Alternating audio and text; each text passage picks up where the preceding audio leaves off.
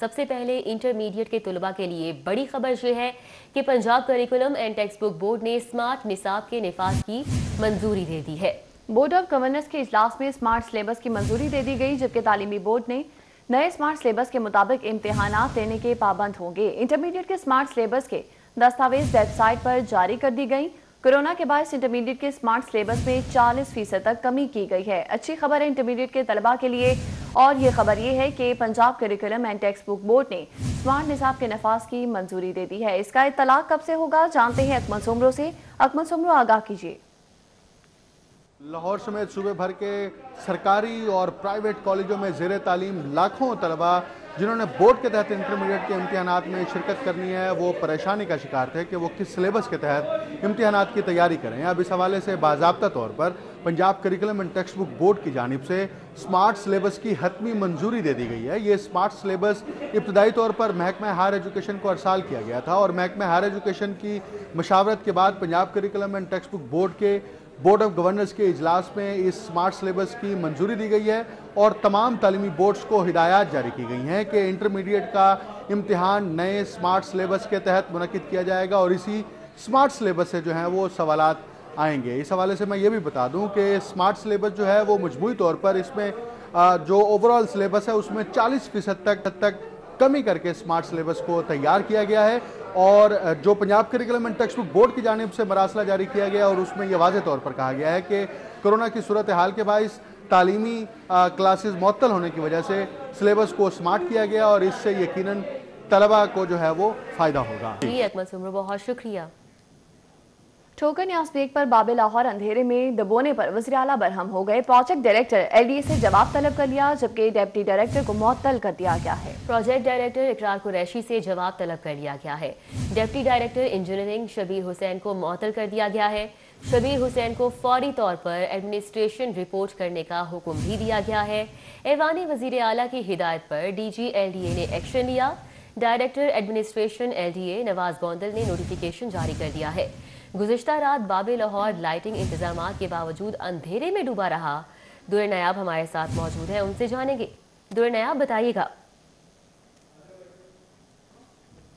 रोज़ बाबे लाहौर जिसे gateway to Lahore कहते हैं, ठोकर न्याज बेग पे उस गेटवे पे अंधेरा था, और अंधेरा छाने की वजह से उस पर वज़ीर आला ऐवान को जो है रिपोर्ट मौसूल हुई, और रिपोर्ट मौसूल होने पर ज़राए का ये कहना है कि वज़ीर आला काफ़ी बरहम हुए, और वज़ीर आला ने एलडी हुकाम को जब इस चीज़ के बारे में पूछा तो बाबे लाहौर पे वाकई ही अंधेरा था, और उस वजह से उसकी जो खूबसूरती है वो मांद पड़ रही थी।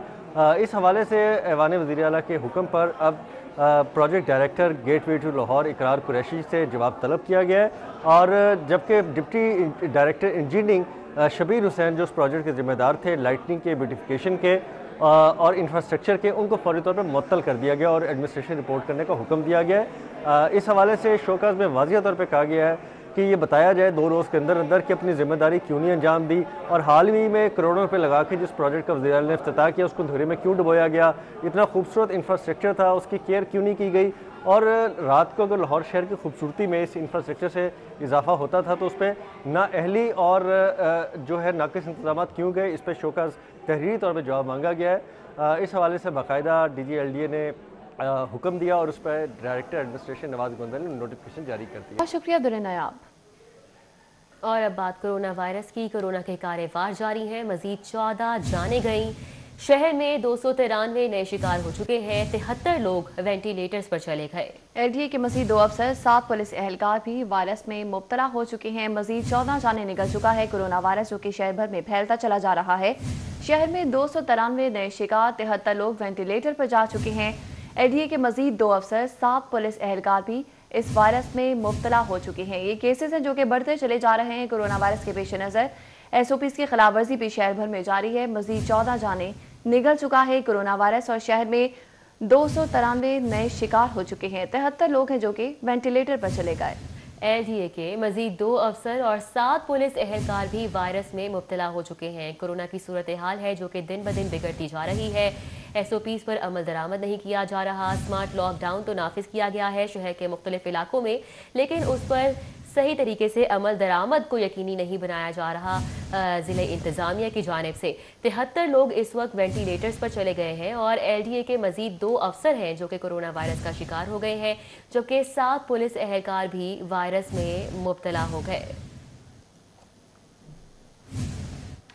और इसी हवाले से आपको मजीद बताएं कि ट्रेसिंग का अमल मौसर बनाने के हवाले से रैपिड रिस्पांस टीम्स बनाने का फैसला किया गया है। UC सतह पर टीमें तश्कील देने के हवाले से DDHOs की ड्यूटियां लगा दी गई हैं। बनाई जाने वाली रैपिड रिस्पांस टीमें 3 मेंबरान पर मुश्तमिल होंगी।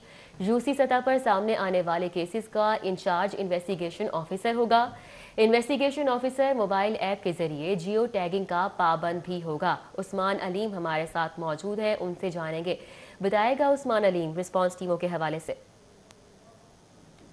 जी बिल्कुल, कोरोना के बढ़ते हुए केसेस के पेश नज़र महकमा सेहत की जानिब से यूनियन कौंसिल सतह पर जो ट्रेसिंग का अमल है कोरोना मरीज़ों की, उसको मज़ीद मौसर बनाने का फ़ैसला जो है वो किया गया है, जिस हवाले से बाकायदा तौर पर एक नोटिफिकेशन जो है वो भी जारी किया गया है, जिसमें तमाम तहसील सतह पर लगाए गए जो DDHOs हैं इनको ये हिदायत जारी की गई हैं कि यूनियन कौंसिल सतह पर रैपिड रिस्पॉन्स टीमें जो हैं वो कोरोना मरीज़ों की ट्रेसिंग के लिए तश्कील दी जाएँ। ये तमाम तर रैपिड रिस्पॉन्स टीमें जो हैं वो 3 लोगों पर मुश्तमिल होंगी, जिसमें केस इन्वेस्टिगेशन ऑफिसर जो है वो भी शामिल होगा, एक सैंपल टेकिंग ऑफिसर शामिल होगा, जबकि इसके साथ ही साथ एक बंदा जो है वो डाटा एंट्री ऑपरेटर के तौर पर इस टीम का हिस्सा होगा। ये तमाम तर टीमों को PPE किट्स जो हैं वो पहनना लाजिम होंगी, जबकि इनका काम ये होगा कि केस इन्वेस्टिगेशन ऑफिसर जो है वो इस बात को यकीनी बनाएगा कि UC सतह पर कोरोना मरीजों के एड्रेस और नंबर जो हैं इनको ट्रेस कर लिया गया है। केस इन्वेस्टिगेशन अफसर कोरोना मरीजों की मोबाइल ऐप के जरिए जियो टैगिंग करने का भी पाबंद होगा, जबकि तमाम जो इस हवाले से होम आइसोलेशन परफॉर्मा है इनको भी पुर करने का पाबंद होगा, और होम आइसोलेशन जो SOPs हैं इनके हवाले से आगाह करने का भी पाबंद होगा। जबकि जो केस इन्वेस्टिगेशन ऑफिसर है इसके जिम्मे ये काम भी लगाया गया है कि जितने भी UC सतह पर कोरोना सैंपल्स जो हैं इनको तहसील सतह पर बनाई गई जो कोरोना कोऑर्डिनेशन कमेटीज़ हैं इन तक पहुँचाएगा, और ये तमाम तर जिम्मेदारियाँ जो हैं वो सर अंजाम देगा। जी उस्मान अलीम, बहुत शुक्रिया। मल्टी स्टोरी इमारतों के हवाले से महकमा रेवेन्यू इन एक्शन है। इमारत की मंजिलों के हिसाब स्टाम्प ड्यूटी लागू करने का फैसला किया गया है। पंजाब स्टैम्प ड्यूटी 1999 के कानून में तरमीम के लिए सिफारिशात तलब कर ली गई हैं। सऊद भट्ट हमारे साथ मौजूद है, उनसे जानेंगे। सऊद, बताइएगा इस हवाले से। जी, मल्टी स्टोरी इमारतों के हवाले से बोर्ड ऑफ रेवेन्यू ने बाकायदा कानून साजी में तरमीम का फैसला कर लिया गया है। पंजाब स्टैम्प ड्यूटी 1999 के कानून में तरमीम की सिफारिशात मेंबर टैक्स पंजाब के हवाले की गई हैं। ज़रा की जानब से बताया गया है कि member tax board of revenue multi storey building tax अदायगी के तयन के हवाले से तमाम तर जो सिफारिशात है वो मुरतब करेंगे। मल्टी स्टोरी बिल्डिंग टैक्स के कानून की तारीफ के मौजूदा कानून में शामिल किया जाएगा, जबकि हतमी सिफारिशात को आइंदा फुल बोर्ड मीटिंग एजेंडा में शामिल किया जाएगा। महकमा बोर्ड ऑफ रेवेन्यू जराये के मुताबिक कि जितनी भी 5 मंजिला से ज्यादा इमारतें बनाई जाती हैं स्टैम्प ड्यूटी उस पर यकसा रखी गई है, लेकिन इसमें तरमीम की जरूरत है ताकि अगर मल्टी स्टोरी बिल्डिंग्स बनाई जाएंगी लाहौर के अंदर तो उसका टैक्स नेट भी बढ़ाया जाए। इसकी बाकायदा सिफारिशात बनाई जाएंगी और टैक्स का जामिया प्लान भी मल्टी स्टोरी बिल्डिंग के कानून के साथ ही फराहम किया जाएगा। जी बहुत शुक्रिया साउथ भट्ट। और अभी आपको बताएं कि नाबीना अफराद सरापा एहतजाज। नाबीना अफराद का महकमा स्कूल एजुकेशन के अंदर धरना। नाबीना अफराद ने गेट को बंद कर दिया। पुलिस भी गेट के अंदर मौजूद। सेक्रेटरी स्पेशल एजुकेशन की माफी तक एहतजाज जारी रखने का फैसला किया गया है। DSP शेख मुजफ्फर हसन के नाबीना अफराद से मुज़ाकरात जारी हैं। नाबीना अफराद का CCPO ऑफिस जाने का फैसला किया गया है। एहतजाज का अहवाल जानते हैं उस्मान इलियास से। जी उस्मान, बताइएगा।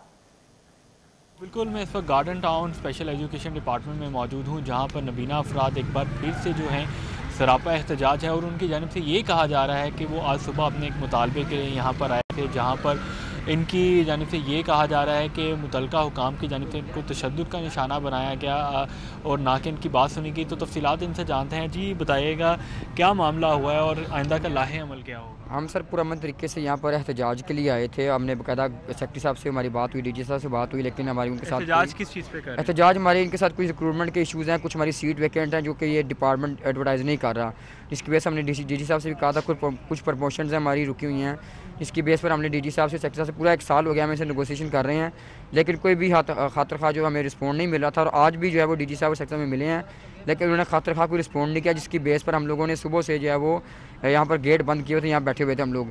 तो शाम को जो है वो एप्का के जो प्रेसिडेंट है मियाँ रियाज साहब, उन्होंने जो है अपने चंद गुंडों को बुलाया और उन्होंने कहा है कि इनको रोंदो, यहाँ पर मारो और गेट खोल के यहाँ से निकलो यहाँ पर। तो इस बेस पर इन्होंने मारा, तशद्दुद किया नबीना अफराद के ऊपर और कपड़े फाड़े हैं, बाकायदा काफ़ी लोगों को अंदरूनी चोट काफ़ी लगी हैं और अब वो इस चीज़ को डिनाई कर रहे हैं इस चीज़ से कि हमने नहीं मारा। मुझे ये बताइएगा कि अब आप यहीं पे मौजूद हैं कि दोबारा यहाँ से कहीं जा रहे हैं? अभी हमारा ये है कि हम CCP ऑफिस जा रहे हैं, वहाँ पर हम जाके जब तक ये एप्का के प्रेसिडेंट के खिलाफ FIR नहीं कटेगी तब तक जो है वो हम CCP ऑफिस जा रहे हैं। उसके बाद CCP ऑफिस में अगर ये ऐसा कोई हमारी बात सुनवाई नहीं होगी तो फिर हम अगला लाहे जो वहाँ जाके बताएंगे फिर हम। हाँ जी बिल्कुल, नबीना अफराद का जो एहतजाज है वो जारी है। उनकी जानिब से ये कहा जा रहा है कि स्पेशल एजुकेशन डिपार्टमेंट से वो CCPO के दफ्तर की जानिब जा रहे हैं, जहाँ पर उनकी ये काविश है कि जो एप्का का सदर है उसके ख़िलाफ़ जो है FIR दर्ज की जाए और अगर FIR दर्ज नहीं की जाएगी तो अगला लाहे अमल जो है बताएँगे। जी उस्मान इलियास, बहुत शुक्रिया। मोहम्मद अनस इकबाल मोहम्मद शुएब भट्ट को ग्रेड 18 में तरक्की दे दी गई है। कैप्टन रिटायर्ड मोहम्मद शाहरुख अब्दुल्ला खान नबील रियाज की ग्रेड 18 में तरक्की हुई। बिल्कुल, मोहम्मद अनस इकबाल मोहम्मद शुएब भट्ट को ग्रेड 18 में तरक्की दे दी गई है। इसी तरह कैप्टन रिटायर्ड मोहम्मद शाहरुख अब्दुल्ला खान नबील रियाज की भी ग्रेड 18 में तरक्की की गई है। तो आपको बता रहे हैं मोहम्मद अनस इकबाल मोहम्मद शुएब भट्ट हैं जिन्हें ग्रेड 18 में तरक्की दी गई है। इसी तरह कैप्टन रिटायर्ड मोहम्मद शाहरुख अब्दुल्ला खान नबील रियाज की ग्रेड 18 में तरक्की दी गई है। इस हवाले से नोटिफिकेशन अपनी टेलीविजन स्क्रीन पर आप मुलाहिजा कर सकते हैं।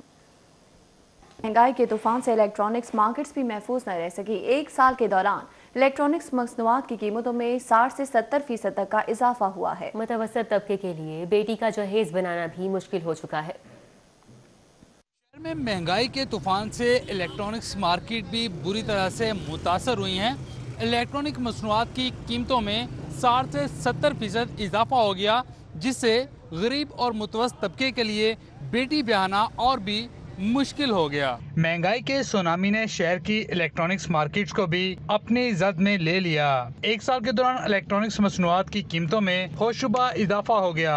सादा वॉशिंग और ड्रायर मशीन 100% इजाफे के साथ 20 से 26 हजार रुपए में फरोख्त की जा रही है। ओवन 100% इजाफे के बाद 20 से 25 हजार तक का फरोख्त किया जा रहा है। एंड्रॉइड LEDs 5 से 7 हजार, ग्राइंडर और जूसर 3 से 5 हजार रुपए महंगा हो गया, जबकि AC, फ्रिज और डीप फ्रीजर 10 से 18 हजार रुपए तक महंगे हो गए हैं। टैक्स बाय टैक्स डालते डालते यहाँ तक हमें ले आए हैं कि हम लोग यहाँ पे सुबह से लेकर रात तक बैठे रहते हैं। ना कोई उमर यहाँ पे है, ना कोई और बंदा यहाँ पे है। इलेक्ट्रॉनिक्स मसनूआत की कीमतों में होशुबा इजाफे ने शहरियों को चकरा कर रख दिया।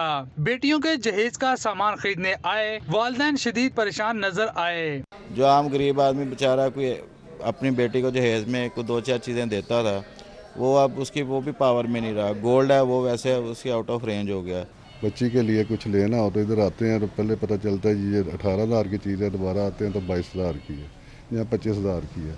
बंदा अपना एस्टिमेट रख के आता है 18,000 में, इधर आके जो ना 1.5 गुना कीमत हो जाती है। इलेक्ट्रॉनिक मसनूआत की कीमतों में इजाफे से ताजरों की सेल भी शदीद मुतासर हुई है। ताजर कहते हैं डॉलर 100 से बढ़कर 165 रुपए तक पहुंच गया।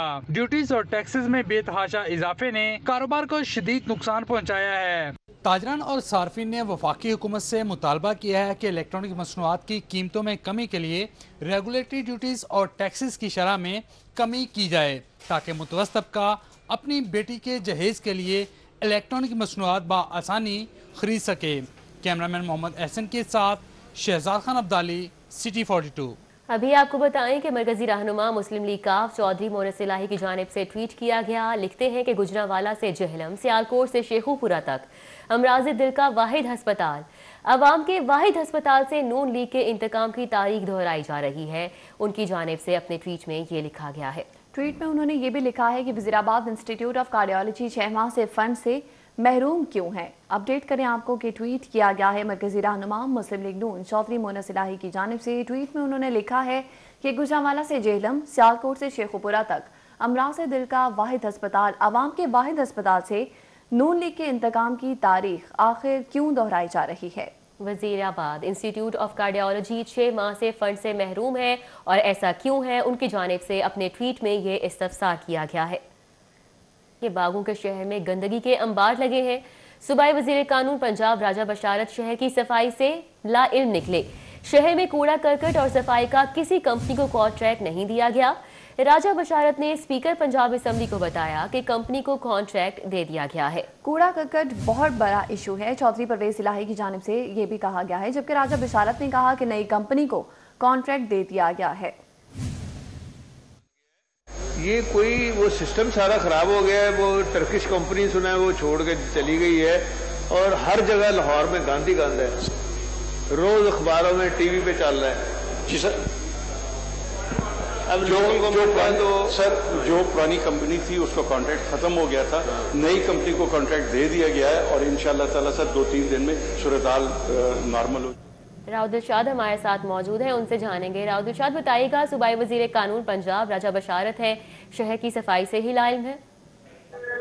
बिल्कुल जी, चूंकि लाहौर शहर कचरा कुंडी में बड़ी तेजी से तब्दील हो रहा है। तुर्क कंपनियों ने अपना जो है वो कॉन्ट्रैक्ट उनका खत्म होने जा रहा है, तो इसी तनाजुर में आज ये मामला ऐवान में भी उठाया गया। तो आज मामला उठाने वाला कोई अपोजिशन रहनुमा नहीं था, बल्कि स्पीकर पंजाब असेंबली चौधरी परवेज इलाही थे। उन्होंने एक सवाल पूछा सूबाई वजीर कानून राजा मोहम्मद बशारत से। उनसे पूछा गया कि बताइए, जो शहर में कूड़े की अबतर सूरत हाल है, क्योंकि कूड़ा करकट बहुत बड़ा इशू बन चुका है, सफाई का सिस्टम सारा का सारा जो है वो खराब हो गया, तुर्किश कंपनियां भी छोड़कर चली गई हैं, हर जगह लाहौर में गांधी गंद है। तो इस पर राजा मोहम्मद बशारत ने जवाब दिया कि सर, जो पुरानी कंपनीज थी वो उनका कॉन्ट्रैक्ट खत्म हो गया है, तो अब नई कंपनी को कॉन्ट्रैक्ट दे दिया गया है। तो हम आपको ये बताएं कि नई किसी भी कंपनी को जो कॉन्ट्रैक्ट है वो नहीं दिया गया। सूबाई वजीर कानून भी इस हवाले से लाइलम निकले और ये भी कह दिया कि 2 से 3 रोज में सूरत हाल जो है वो नॉर्मल हो जाएगी।